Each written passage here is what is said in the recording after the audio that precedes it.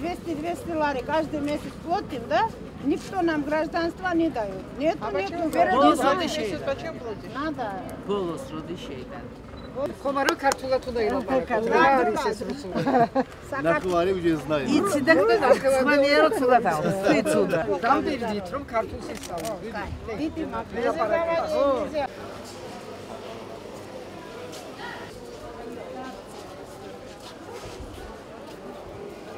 როგორი გასმისულა.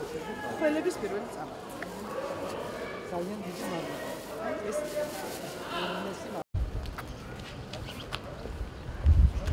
დაათვალიერა აქ მიმდებარე ტერიტორია.